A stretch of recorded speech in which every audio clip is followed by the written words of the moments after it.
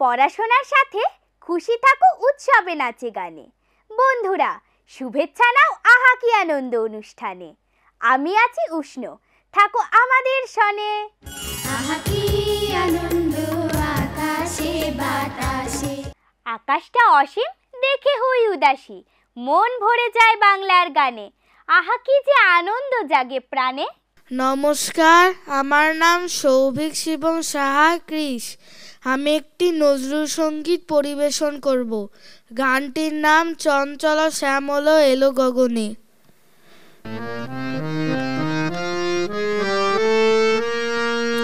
চঞ্চল শ্যামল এলো গগনে, নয়ন পলকে বিজলি ঝলকে, চাচর অলোক ওরে পবনে। চঞ্চল শ্যামল এলো গগনে।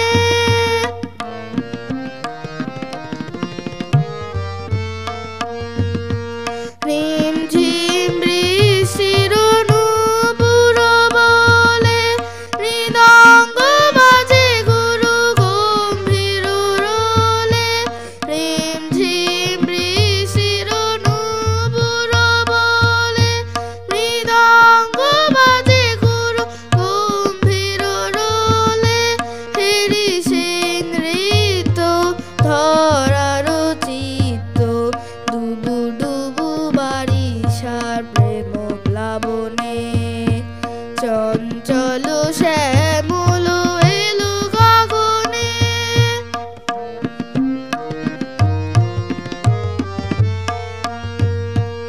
উদাসী বেণু তার অশান্ত বায়ে, বাজে রহি রহি দুর্বন ছায়ে।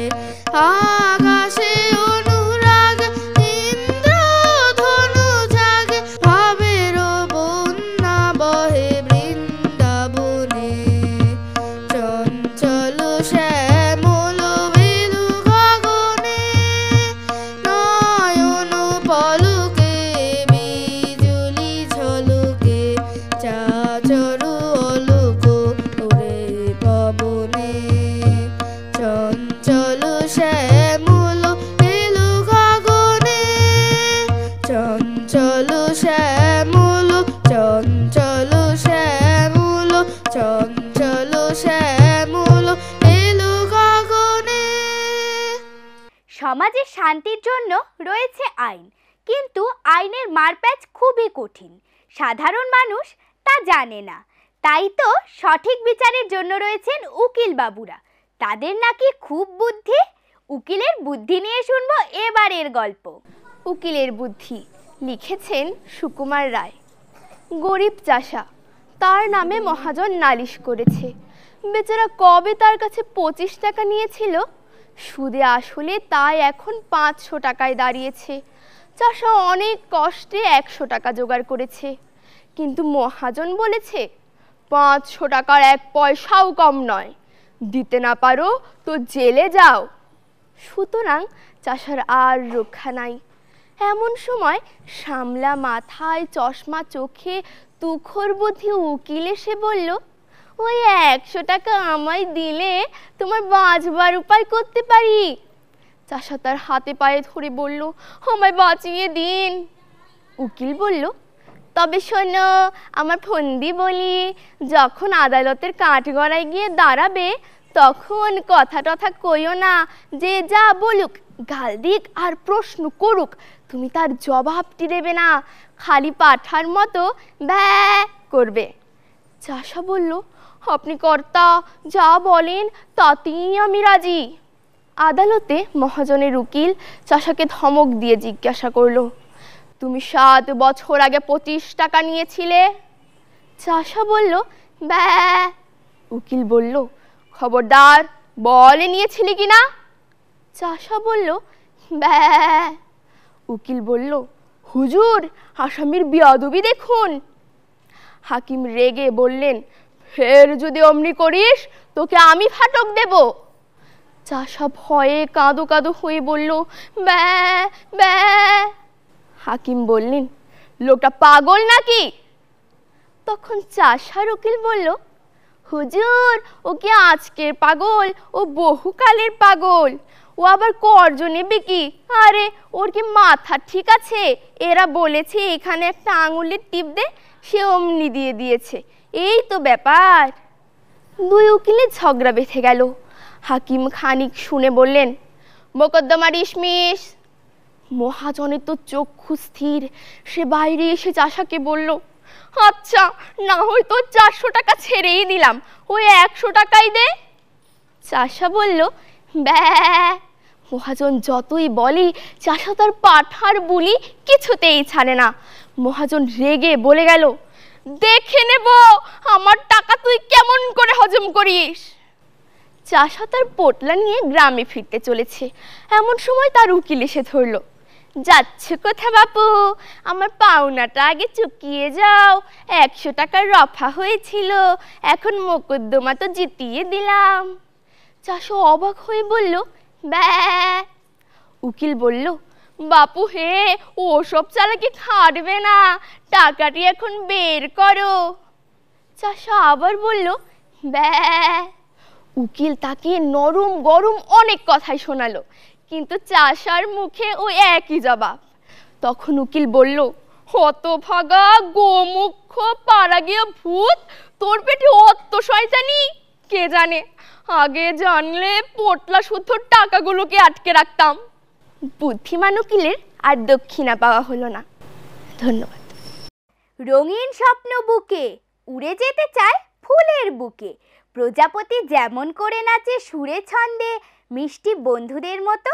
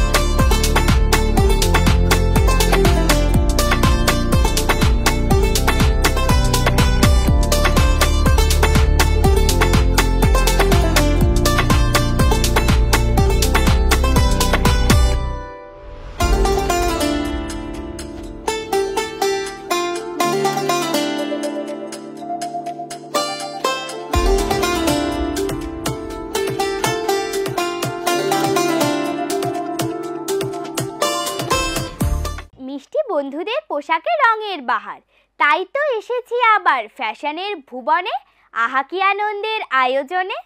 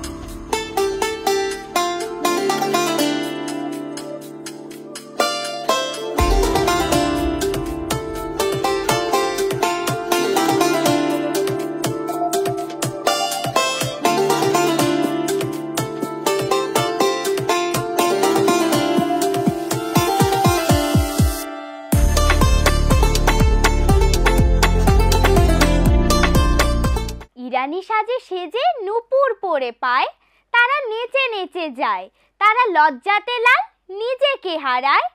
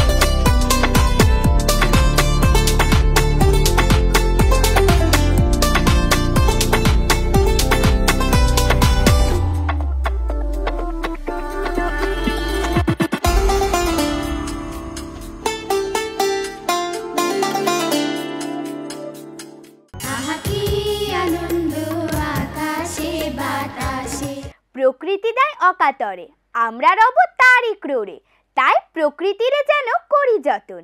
এই প্রত্যয়ে আজকের মতো নিচ্ছি বিদায়। দেখা হবে আগামী পর্বে। ভালো থেকো তোমরা। বাই বন্ধুরা। আহা কি আনন্দ